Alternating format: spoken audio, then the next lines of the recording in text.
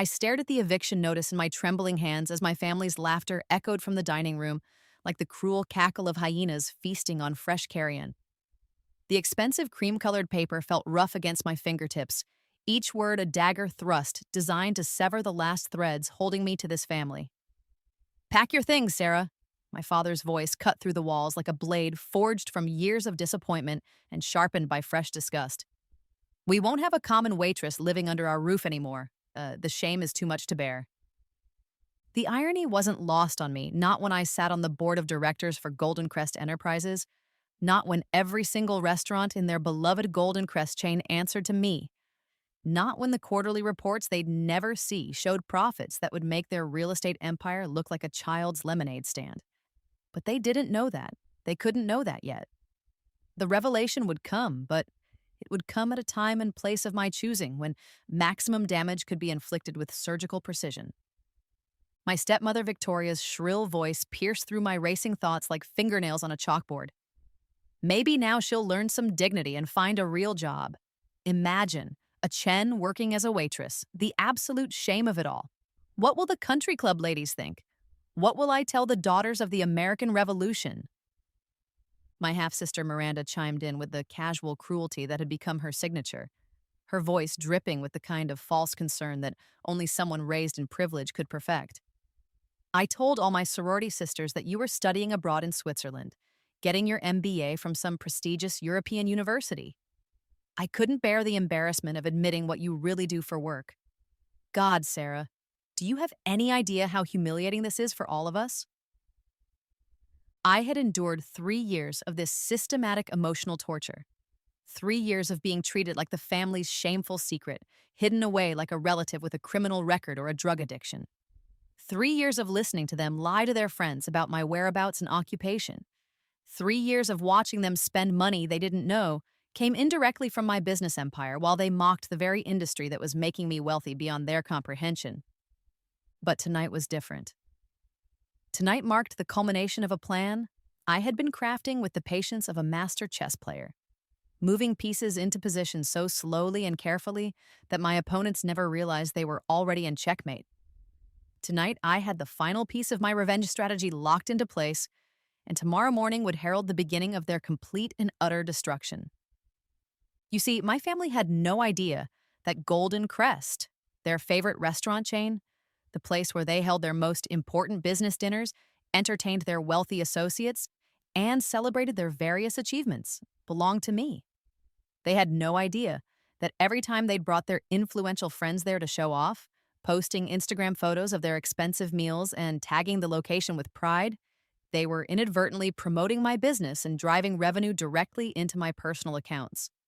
And they certainly had no idea that tomorrow morning their entire carefully constructed world of privilege and prestige was going to crumble like a house of cards in a hurricane. The seeds of my elaborate revenge had been planted exactly 2 years, 3 months, and 16 days ago when I discovered something that made my blood turn to ice in my veins. My father, the supposedly respectable real estate mogul Richard Chen, pillar of the community and chairman of 3 different charity boards, had been systematically stealing from my grandmother's estate, money that should have been mine by rights, money that my beloved grandmother had specifically earmarked for my future. My stepmother Victoria, with her perfectly manicured nails and designer wardrobe, had been forging documents with the skill of a professional criminal, creating a paper trail that would make it appear as though my grandmother's final wishes had been completely different from what they actually were.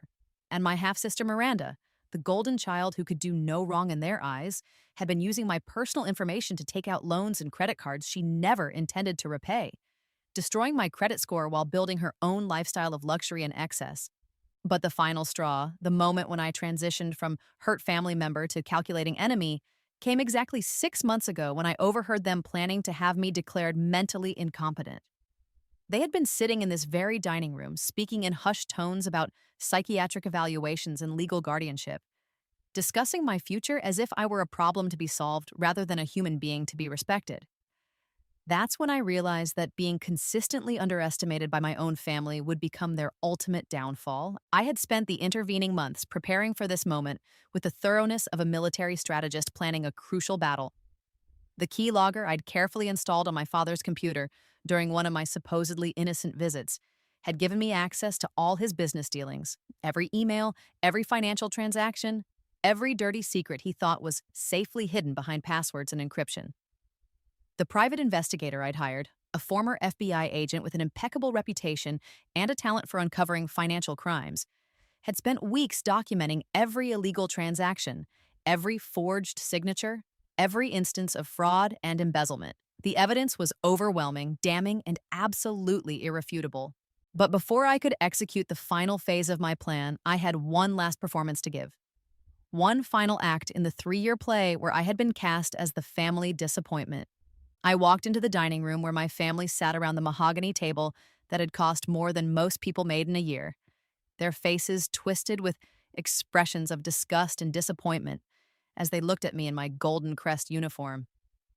The golden name tag reading Sarah Server gleamed under the crystal chandelier that Victoria had insisted on importing from Austria, catching the light like a small beacon of irony that only I could fully appreciate.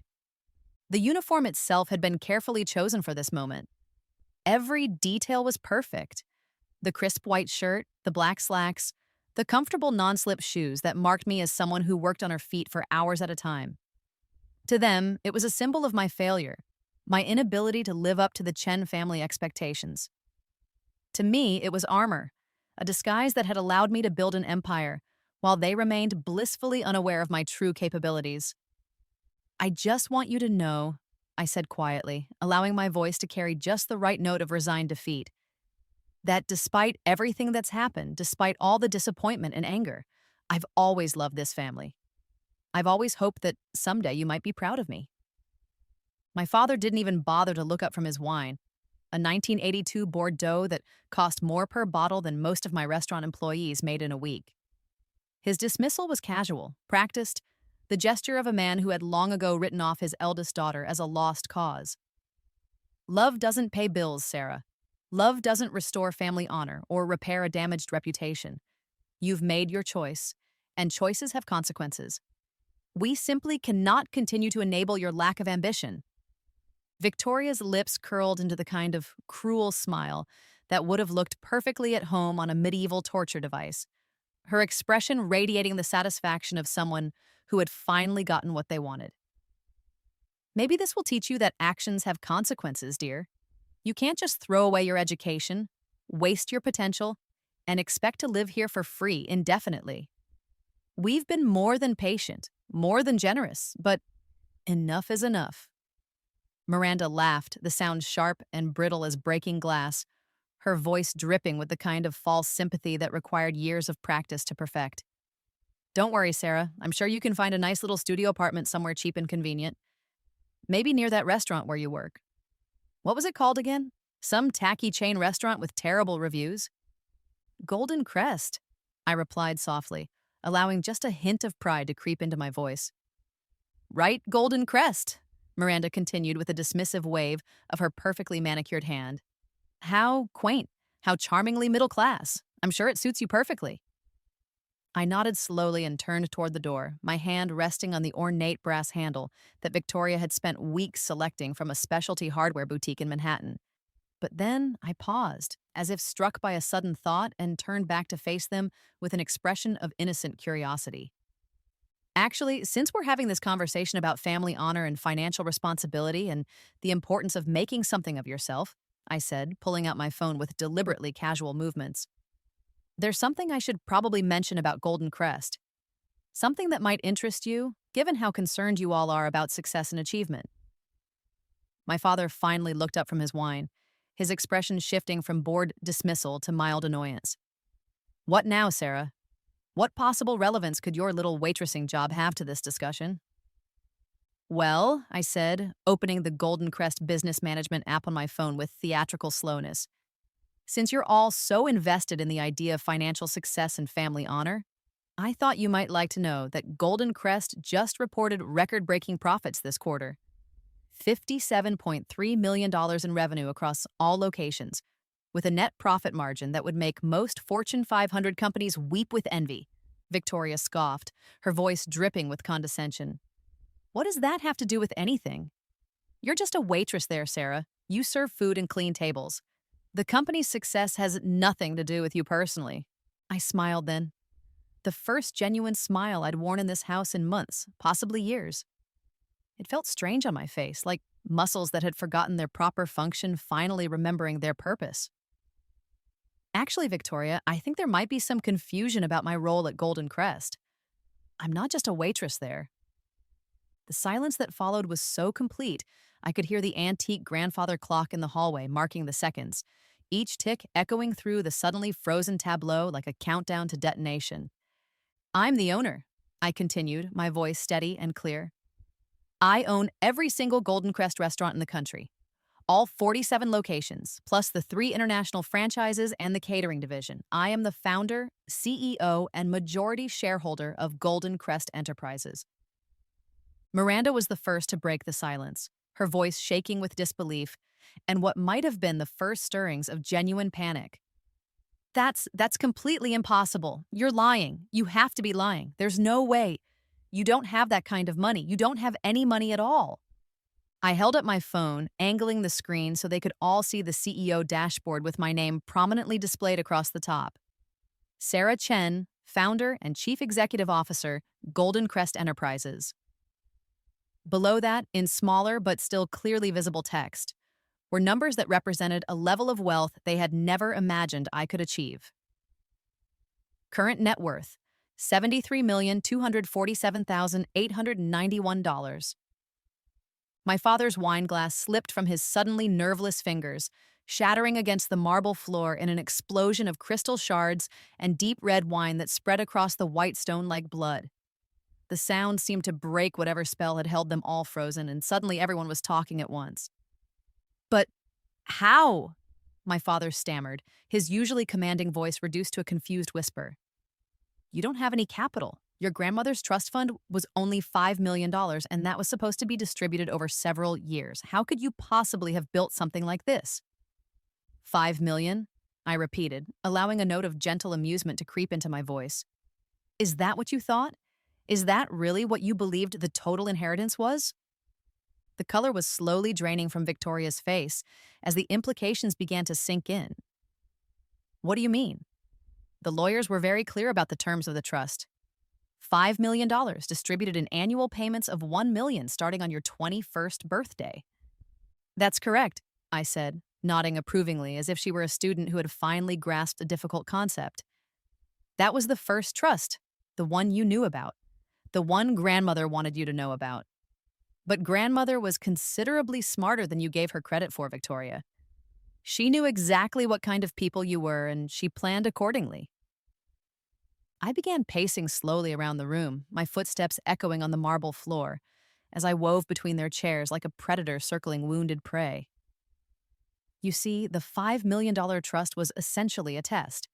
Grandmother wanted to see what would happen to that money, how it would be handled, whether I would be allowed to control it, or whether certain family members might attempt to, shall we say, redirect those funds for their own purposes. My father's face had gone completely ashen. Sarah, what are you saying? I'm saying that grandmother set up 2 separate trusts, I explained, my voice taking on the patient tone of a teacher addressing particularly slow students. The first one, the one you knew about, was designed to trigger your greed and expose your true natures. The second trust, the one that contained the real inheritance, was designed to activate only under very specific circumstances. Miranda's voice was barely above a whisper. What circumstances? The real inheritance, $30 million plus a portfolio of carefully selected investments that have since tripled in value, was set to be released when I turned 25, but only if I could demonstrate that I had been financially responsible with the first trust, and only if I had shown evidence of being systematically betrayed or mistreated by my immediate family. The room fell silent again as the full magnitude of what I was saying began to sink in. Victoria's hands were visibly shaking as she reached for her water glass. Grandmother spent the last 2 years of her life teaching me about business, about investments, about the restaurant industry specifically, I continued. She knew that you would never accept me working in food service, and she knew that your prejudice would blind you to the potential of what I was actually building. She was counting on your arrogance and your narrow-mindedness. So you've been lying to us this entire time, Miranda said, her voice rising with indignation. You've been deliberately deceiving us, making us think you were a failure. I've been protecting myself, I corrected, my tone still calm, but with an edge of steel that hadn't been there before. And building a business empire while you all convinced yourselves that I was the family disappointment. The waitressing wasn't a cover story, it was market research. I worked in every position at Golden Crest, from dishwasher to head chef to general manager, because I wanted to understand every aspect of the business before I started expanding. I pulled out a thick manila folder from the briefcase I had left by the door and set it on the table with a sound like a judge's gavel. But we're getting ahead of ourselves. Before we discuss my success, I think we need to address your crimes. The word crimes hung in the air like a toxic cloud, and I watched as the reality of their situation began to dawn on each of them. Their expressions shifted from confusion to denial, to the first flickering flames of genuine fear. This folder contains documentation of every illegal financial transaction you've made over the past 5 years, I said, my voice taking on the cold precision of a prosecutor delivering an opening statement. The forged estate documents that you used to redirect portions of my inheritance. The identity theft that Miranda has been engaging in since she turned 18. The embezzlement that you, Father, have been systematically carrying out through your real estate business. My father's face had turned the color of old parchment. Sarah, you don't understand the complexities of— I understand perfectly, I interrupted, my voice cutting through his attempted explanation like a scalpel. You stole from me. You've been stealing from me systematically and deliberately since the day I turned 18. Did you really think I wouldn't notice when chunks of my inheritance went missing? Did you honestly believe I wouldn't figure out that Miranda had opened 17 different credit cards in my name? Victoria's voice came out as a hoarse whisper. This is blackmail. No, I said firmly, my eyes meeting hers with unwavering intensity. This is justice. This is the natural consequence of your actions finally coming home to roost. Tomorrow morning, copies of everything in this folder go to the FBI's White-Collar Crime Division, the IRS Criminal Investigation Unit, and every major news outlet in the city. By 10 a.m., your assets will be frozen pending investigation. By noon, the story will be breaking on every local news channel. By evening, you'll all be in federal custody. The room erupted into chaos. Miranda started crying, not the delicate tears of a lady, but the harsh, ugly sobs of someone who suddenly realized their privileged life was about to come crashing down around them. Victoria began shouting about family loyalty and filial duty, her voice rising to a near shriek as she demanded to know how I could betray my own blood.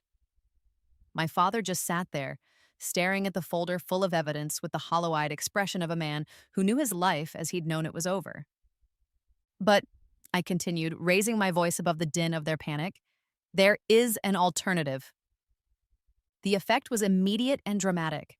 The crying stopped, the shouting ceased, and 3 pairs of desperate eyes focused on me with the intensity of drowning people who had just spotted a potential lifeline. You have exactly 2 hours, I said, checking my watch with deliberate precision, to transfer every penny you've stolen back into my accounts.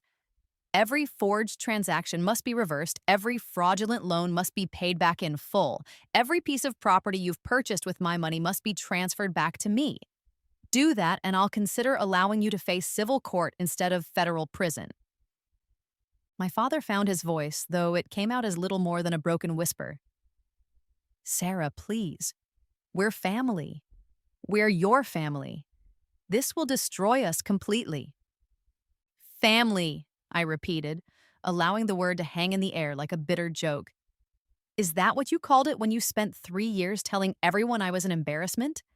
Is that what family means when you plan to have me declared mentally incompetent so you could steal what little you thought I had left? Is that what family looks like when you throw your own daughter out of the house for pursuing an honest career? I moved toward the door, then paused and turned back to deliver the final blow. Oh, and there's one more thing you should know. You're all permanently banned from every Golden Crest location. I've already sent your photographs to every restaurant manager with explicit instructions to call security if any of you attempt to enter. As I reached the doorway, Miranda's voice rose in a desperate wail. What are we supposed to tell people? How do we explain this to our friends, to the community? What about our reputations? I turned back one final time, and when I smiled, it was with the cold satisfaction of someone who had just delivered perfect justice. Tell them the truth, Miranda. Tell them that the daughter you disowned for being a waitress actually owns the most successful restaurant chain in the state. Tell them that your family's honor was destroyed by your own greed and stupidity. Tell them that you underestimated the wrong person and that your arrogance cost you everything. The next morning, I sat in my real office, not the cramped manager's office at Golden Crest location #1, but the expansive corner office on the 42nd floor of the Golden Crest headquarters building, watching the local news coverage unfold on the wall-mounted television. The story had everything that made for compelling television: family betrayal, hidden wealth, financial crimes, and a Cinderella-like twist that made it irresistible to both news directors and viewing audiences.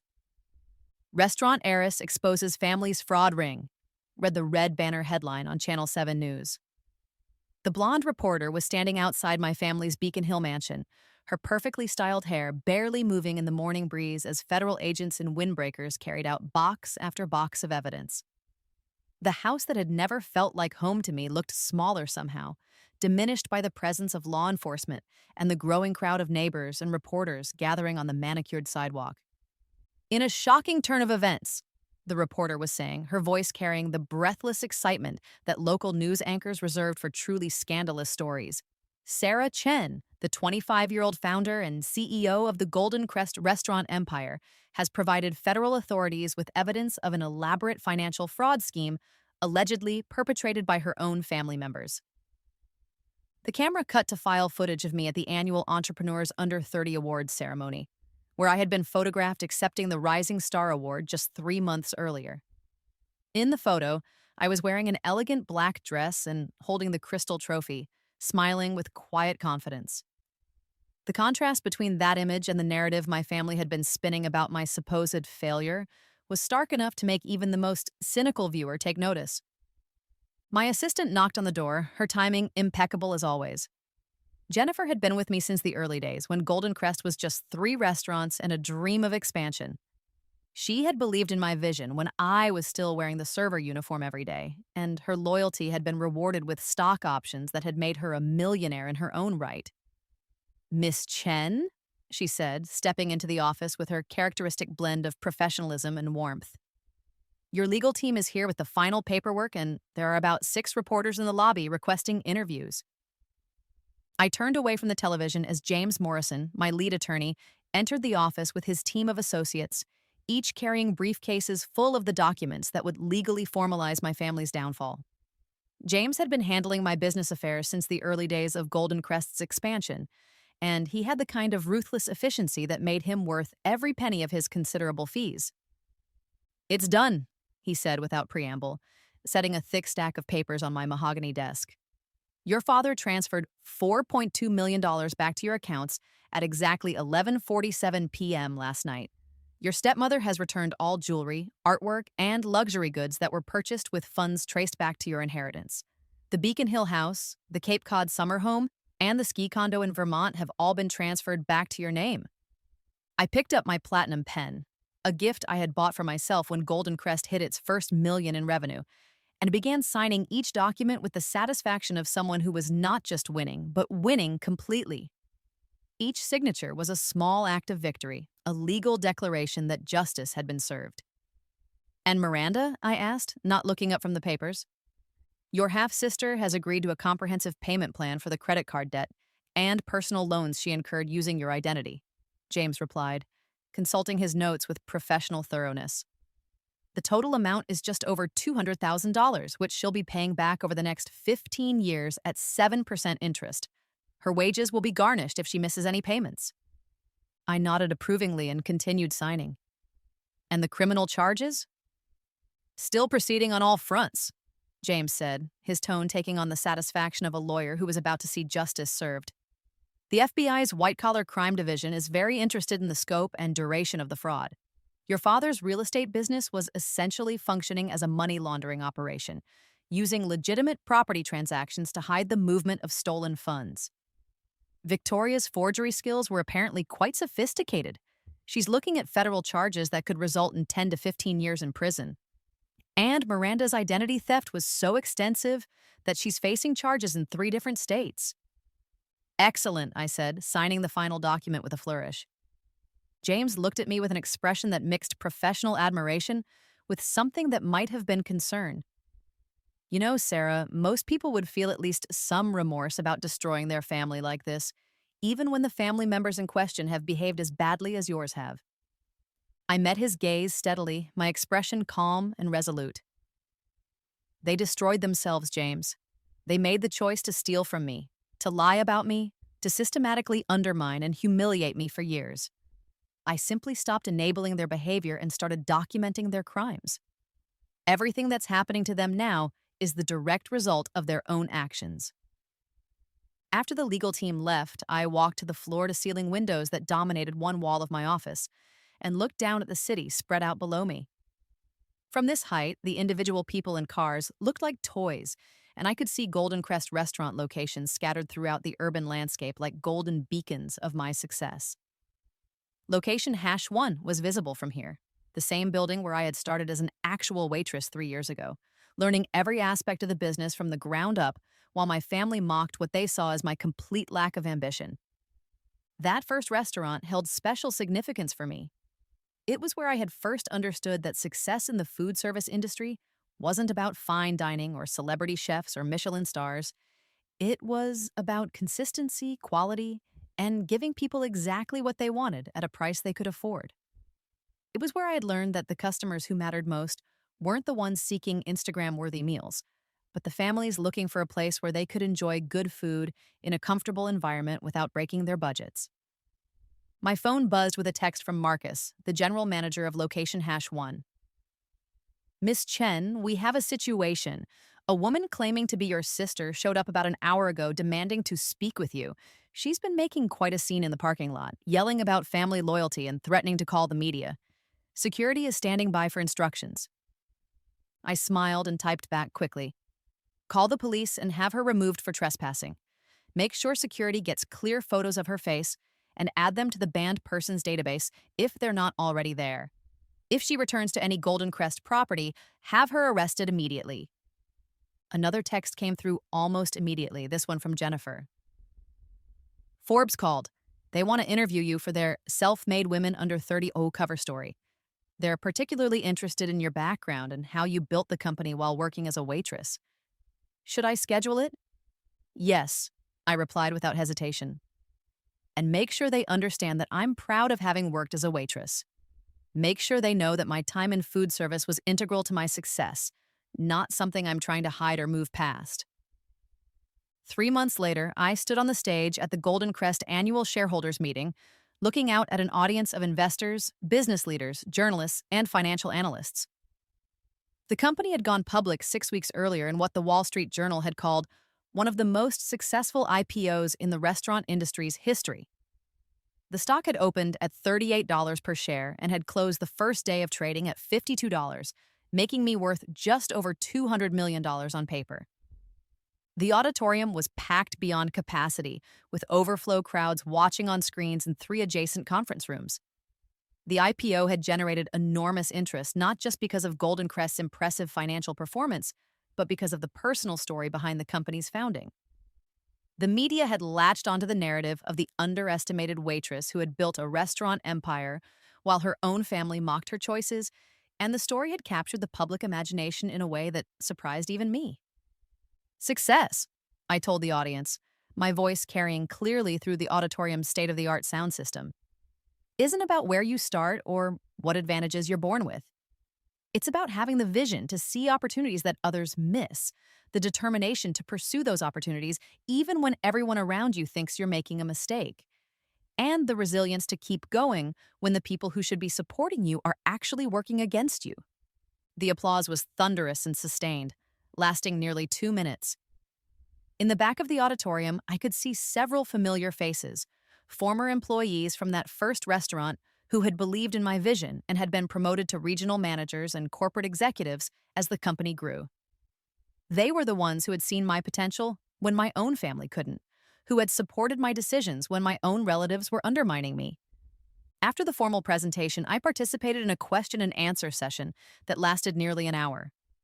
The questions ranged from detailed inquiries about Golden Crest's expansion plans to more personal questions about my background and the family situation that had made headlines months earlier. "Miss Chen," asked a reporter from the Boston Globe, "your family situation has been well documented in the media. Do you ever regret the way things ended with your relatives? Do you think there was a way to resolve the situation that might have preserved those relationships?" I paused for a moment, considering my answer carefully. I think that's an excellent question, and it's one I've thought about extensively. The short answer is no. I don't regret how things ended because the way things ended was entirely determined by their choices, not mine. For 3 years, I tried to maintain relationships with people who were actively stealing from me, lying about me, and treating me with contempt. I gave them countless opportunities to change their behavior, to show me basic respect, to acknowledge that my career choices were valid, even if they weren't what they would have chosen for me. I looked out at the audience, making eye contact with journalists and investors alike. The moment I discovered they were planning to have me declared mentally incompetent so they could steal what little they thought I had left, I realized that these were not people who were ever going to treat me with respect or dignity. These were people who saw me as an obstacle to their own financial gain. At that point, preserving the relationship became impossible because the relationship had never been real in the first place. Another reporter raised her hand. "What would you say to young entrepreneurs who might be facing similar family pressures or criticism?" "I would tell them that the people who doubt you today will claim credit for your success tomorrow," I replied. "Don't let other people's limited vision become a limitation on your own potential. And most importantly, document everything. If people are treating you badly, if they're undermining you or stealing from you or spreading lies about you, document all of it. Truth has a way of coming to light eventually, but only if you're prepared to prove what really happened." After the shareholders' meeting concluded, I returned to my office to find my head of security, David Rodriguez, waiting with a manila envelope. David was a former Secret Service agent who had joined Golden Crest's security team during our rapid expansion phase, when protecting company assets and personnel had become a legitimate concern. "Ma'am," he said, his expression serious but not alarmed, "there's been another incident involving your family members. Your father and stepmother attempted to enter the Golden Crest location in Cambridge this morning. They were removed as per your standing instructions, but they left this envelope with security before they were escorted off the property." I took the envelope, noting my name written across the front in my father's distinctive handwriting, the same elegant script that had once signed birthday cards and school report cards, back when I had believed that he loved me unconditionally. I almost threw it in the trash without reading it, but curiosity got the better of me. The letter was written on expensive stationery, the kind my father had always used for important business correspondence. His words were carefully chosen, each sentence crafted with the precision of someone who understood that this might be his only opportunity to communicate with me. "Sarah," it read, "I know that you'll probably never forgive us for what we've done, and I understand that our apologies come far too late to matter. But I need you to know that despite everything that's happened, despite all the mistakes we've made, we are incredibly proud of what you've accomplished. You've built something extraordinary, something that none of us had the vision or the courage to imagine." The letter continued for 2 full pages, detailing their financial ruin, their legal troubles, and their growing understanding of just how badly they had misjudged me. My father wrote about watching the news coverage of my success and feeling simultaneously proud and devastated. Proud of my achievements, but devastated by the realization of how wrong they had been about everything. "Your mother would be so proud of the woman you've become," the letter concluded. "She always said you had a special strength, a determination that would take you places the rest of us could never go.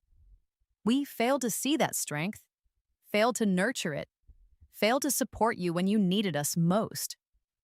We understand if you never want to see us again, but we needed you to know that we love you and that we're sorry for everything. We hope that someday, when enough time has passed, you might find it in your heart to forgive us. Dad." I stared at the letter for a long moment, feeling emotions I hadn't expected. Part of me, a small, buried part that remembered being 5 years old and thinking my father was the strongest, smartest, most wonderful man in the world. Wanted to soften, wanted to consider the possibility of reconciliation. But then I remembered the years of systematic humiliation. I remembered Victoria's cruel laughter when I told them about my job. I remembered Miranda's embarrassment at having a sister who worked in food service. I remembered discovering that they had been stealing from me while simultaneously telling everyone what a disappointment I was. Most of all, I remembered the moment I overheard them planning to have me declared mentally incompetent. I handed the letter to David, my expression calm and resolute. "File this with the legal department," I said. "It might be useful evidence if they try to claim emotional distress in their criminal appeals." David looked at me with an expression that mixed surprise with something that might have been concern. "You're not affected by it at all? It seems like a genuine apology." 3 years too late, I said simply, returning to my desk and the stack of contracts that needed my review. They had countless opportunities to be proud of me when I was struggling, when I was building something from nothing, when their support might have meant something. Instead, they chose mockery, theft, and betrayal. Now that I'm successful beyond their wildest dreams, they want credit for loving me. Now that my achievements are undeniable, they want to claim they always believed in me? No, that's not how relationships work, and it's not how forgiveness works. 6 months after the shareholders' meeting, I was featured on the cover of Business Weekly magazine under the headline, "The Waitress Who Built an Empire: How Sarah Chen Turned Family Betrayal into Business Triumph." The article was a comprehensive profile that detailed every aspect of my journey from family outcast to restaurant mogul, and it became one of the magazine's best-selling issues of the year. The journalist, Rebecca Martinez, had spent weeks researching my story, interviewing former employees, business partners, and industry analysts. She had also attempted to interview my family members, but they had all declined to comment through to their attorneys. The article painted a vivid picture of the contrast between my public success and my private struggles with family betrayal. When asked about her estranged family members, the article continued, Chen's response was both diplomatic and devastating. "I've learned that blood doesn't automatically make people family. Respect, support, and genuine love make people family. I'm surrounded by family every day at Golden Crest. It just happens that none of them share my DNA." The reporter had pressed me about whether I ever regretted my choices, whether there were moments when I wished things had turned out differently. I told her the absolute truth. The only thing I regretted was not cutting them off sooner, not recognizing their true nature before they had the opportunity to cause so much damage. The article also included a sidebar about the legal aftermath of my family's crimes. My father had been sentenced to 8 years in federal prison for embezzlement and money laundering. Victoria received 6 years for her role in the forgery scheme. Miranda, as a first-time offender, received 3 years of probation and community service, but her credit was destroyed, and she would be paying restitution for the next decade and a half. The magazine's editors had chosen to run the story as their cover feature because, as the editor-in-chief explained in his introductory note, it represented a uniquely American story of perseverance, innovation, and the triumph of merit over privilege. The fact that I had been systematically underestimated and betrayed by the very people who should have supported me made my eventual success even more compelling. The cover photograph showed me standing in the kitchen of Golden Crest location #1, wearing both a chef's apron and a business suit jacket, a visual representation of my dual identity as both hands-on operator and corporate executive.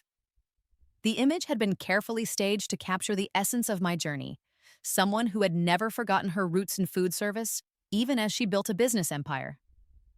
Today, as I sit in my penthouse office overlooking the city where I was once thrown out like garbage, I can see Golden Crest restaurants in every direction.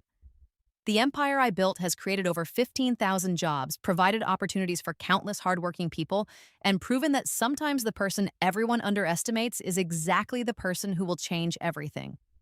My personal net worth now exceeds $400 million, but the money itself isn't what matters most to me. What matters is what that money represents: independence, security, and the power to never again be at the mercy of people who don't value me. What matters is knowing that I built something meaningful, something that makes people's lives better, something that will outlast me. The Golden Crest Employee Handbook includes a section that I wrote personally titled The Dignity of Honest Work.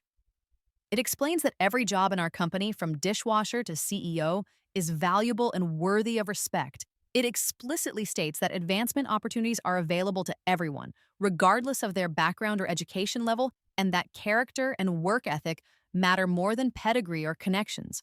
That philosophy isn't just corporate rhetoric. It's a direct reflection of my own experience. Some of my most successful executives started as servers, cooks, or cleaning staff. I promoted them because they demonstrated the qualities that actually matter: reliability, integrity, innovation, and genuine care for both customers and colleagues. My father had been right about one thing: actions do have consequences. But he never imagined that his actions would lead to me becoming more successful than he had ever dreamed of being. He never imagined that disowning me would be the catalyst that transformed me from his disappointment into his superior in every measurable way. My stepmother, Victoria, had also been correct about something. I did learn dignity. I learned the dignity of earning my own way, of building something meaningful through my own efforts, of surrounding myself with people who see my worth rather than my perceived limitations. I learned that dignity isn't about what job you have or what your last name is. It's about how you treat the people around you and whether you're making the world a little bit better through your presence in it. And my half-sister Miranda had been absolutely right that I found a nice place to live. I found several, actually. My penthouse here in the city, with its floor-to-ceiling windows and panoramic views. The beach house in Malibu, where I go when I need to think and plan. The mountain retreat in Colorado, where the thin air and stunning vistas remind me that there's always another peak to climb. All of them paid for with money I earned myself, money that no one can take away from me, money that represents my own achievements rather than inherited privilege. But perhaps the most satisfying residence of all is the modest apartment I keep above Golden Crest location #1. It's a simple 2-bedroom space, furnished with comfortable but unpretentious furniture, and I spend at least one night there every month. It serves as a reminder of where I started, of the person I was when I first put on that uniform and decided to learn the restaurant business from the ground up. They thought they were teaching me a lesson about family honor and social status. Instead, they taught me something far more valuable: that the most powerful revenge isn't destruction, it's success. It's becoming so successful that their approval becomes meaningless. It's rising so far above them that they become irrelevant to your life and happiness. Every Golden Crest restaurant has a plaque near the entrance that reads, "Dedicated to everyone who has ever been underestimated." Customers often ask about it, and employees are trained to explain that it reflects the company's commitment to recognizing potential wherever it exists. They don't mention my family specifically, but everyone who knows my story understands the deeper meaning. The plaque serves another purpose as well. It's a daily reminder to every Golden Crest employee that their current circumstances don't define their future possibilities. We've had dishwashers become general managers, servers become regional supervisors, and cooks become corporate executives. The only requirements are hard work, integrity, and a willingness to learn. I've also established the Golden Crest Foundation, which provides scholarships and business training to young people from disadvantaged backgrounds. The foundation has helped launch dozens of successful small businesses and has sent hundreds of students to college. It's my way of making sure that other young people who face the kind of opposition I encountered have the resources and support they need to overcome those obstacles. Sometimes, late at night when I'm alone in my office, I wonder what would have happened if my family had supported me from the beginning. Would I have built something this magnificent if I hadn't been driven by the need to prove them wrong? Would I have fought so hard if I hadn't been fighting for my very identity and self-worth? I suppose I'll never know for certain, but I suspect that their opposition, as painful as it was, actually made me stronger and more determined than I would have been otherwise. Having to succeed despite their interference rather than with their help forced me to develop skills and resilience that I might never have discovered under easier circumstances. There's a concept in metallurgy called stress hardening, the process by which metals become stronger when subjected to pressure and strain. I think human beings can undergo a similar process. The pressure my family put on me, their attempts to break me down and convince me I was worthless, ultimately made me harder and more resilient than I would have been if they had simply supported my choices from the beginning. But that doesn't mean I'm grateful for their abuse. That doesn't mean I think their behavior was justified or that it served some greater purpose. It simply means that I was able to transform their cruelty into fuel for my own success. And that transformation was my choice, not theirs. The truth is that they gave me the greatest gift they could have given me, even though they didn't mean to, and even though they would be horrified to know I see it that way. They gave me the gift of necessity, the necessity to become stronger, smarter, and more determined than I ever would have been with their support. They gave me the gift of independence, of knowing that everything I've achieved came from my own efforts rather than family connections or inherited advantages. Most importantly, they taught me to value the people in my life who see my worth and treat me with respect. When you've experienced the pain of being undervalued by the people who should love you most, you develop a deep appreciation for those who choose to support and believe in you.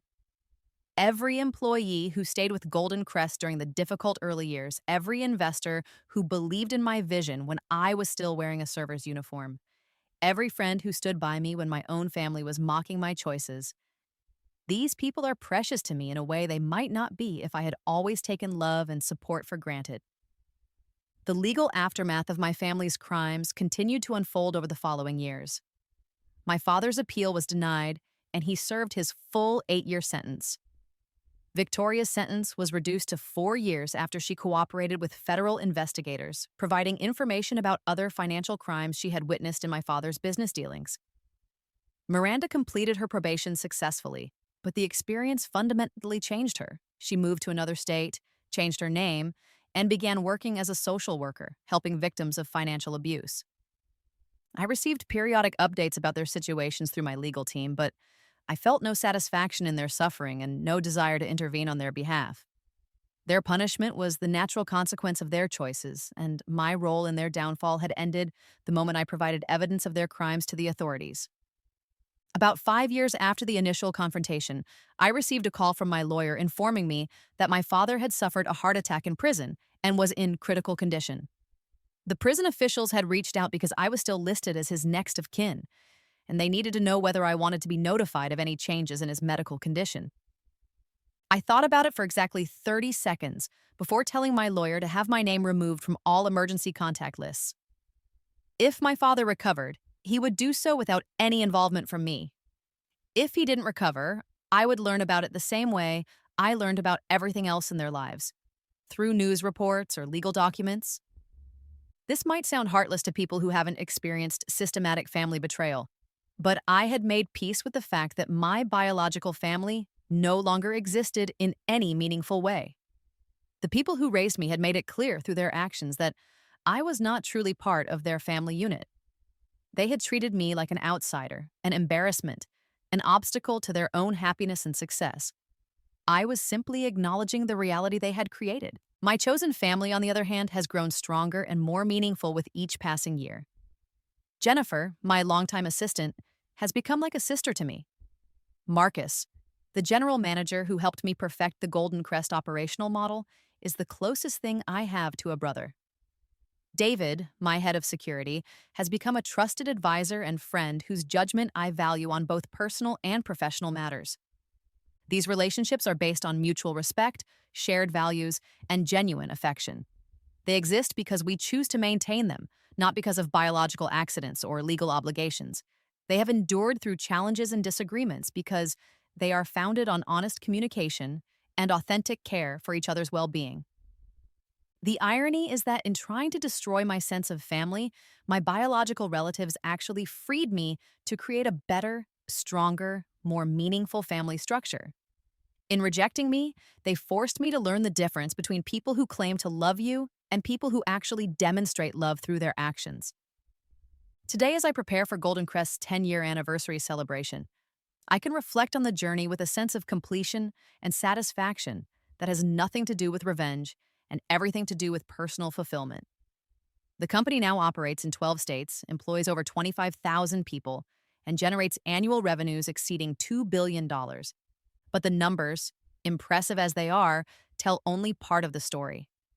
The real measure of Golden Crest's success is in the lives it has changed and the opportunities it has created. We've promoted thousands of employees from entry-level positions to management roles. We've provided health insurance and educational benefits to people who had never had access to such resources. We've created pathways to prosperity for individuals who had been written off by others as having limited potential. The anniversary celebration will be held at Golden Crest Location #1, the restaurant where everything began. All current and former employees are invited, along with their families. We'll have speeches, awards, and recognition for the people who helped build the company from a single location into a national brand. I've been asked to give the keynote address, and I've been thinking about what message I want to convey. I could talk about business strategy, market expansion, or operational efficiency. I could discuss financial metrics, growth projections, or competitive advantages. But I think I'll talk about something more fundamental, the importance of treating people with dignity and recognizing potential wherever it exists. I'll talk about the fact that success isn't about where you start, it's about how far you're willing to go and how much you're willing to sacrifice to get there. Most importantly, I'll talk about the difference between being underestimated and being defeated. Being underestimated by others is an external judgment that says more about their limitations than yours. Being defeated is an internal surrender that you choose for yourself. The key is never to confuse the two. My family underestimated me, but they never defeated me. They couldn't defeat me because I never gave them the power to determine my worth or define my potential. They could hurt me, disappoint me, even betray me. But they couldn't make me less than I was capable of becoming. That distinction between external judgment and internal reality is something I wish I could teach to every young person who has ever been told they're not smart enough, not talented enough, not worthy enough to pursue their dreams. Other people's opinions of you are just that, opinions. They're not facts, they're not prophecies, and they're not limitations unless you choose to accept them as such. The speech I'll give at the anniversary celebration will be my final word on the subject of family betrayal and personal triumph. After that, I plan to stop talking about the past and focus entirely on the future. Golden Crest is expanding internationally with locations planned for Canada, the United Kingdom, and Australia.